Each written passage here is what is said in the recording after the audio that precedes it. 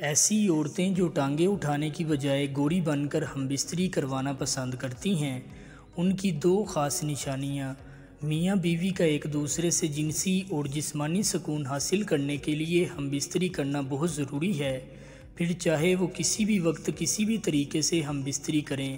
لیکن بعض عورتیں ایسی بھی ہوتی ہیں جو ایک طریقے سے ہی ہم بستری کروانا پسند کرتی ہیں، جیسے کہ کچھ عورتیں لیٹ کر، بیٹھ کر یا کھڑے ہو کر۔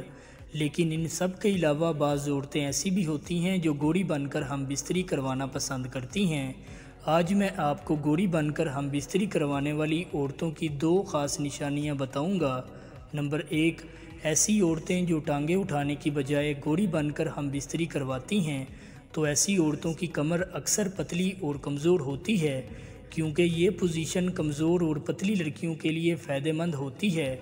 کمزور لڑکیاں اس پوزیشن سے بہت مطمئن ہوتی ہیں اور ایسی لڑکیوں کو ہم بستری کے دوسرے طریقوں سے بالکل بھی مزہ نہیں آتا، اس لیے وہ گوری بن کر ہم بستری کروانا پسند کرتی ہیں۔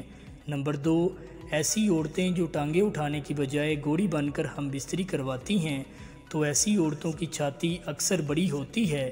زیادہ تر بڑی عمر کی عورتیں گوری بن کر ہم بستری کروانا پسند کرتی ہیں، کیونکہ ایسی عورتوں کو ہم بستری کروانے کا بہت تجربہ ہوتا ہے، اور جب وہ گوری بن کر ہم بستری کرواتی ہیں تو ان کی چھاتی نیچے لٹک جاتی ہے، جس کی وجہ سے چھاتی سائز میں بڑی ہو جاتی ہے۔ کچھ عورتوں کو گوری بن کر ہم بستری کروانا بہت پسند ہوتا ہے، کیونکہ اس پوزیشن سے عورت کے اندر پورا نفس جاتا ہے، جس سے عورت بہت زیادہ لطف اندوز ہوتی ہے۔ اگر آپ بھی اپنی بیوی کو گوری بنا کر ہم بستری کرتے ہیں تو آپ کو ان باتوں کا خاص خیال رکھنا چاہیے۔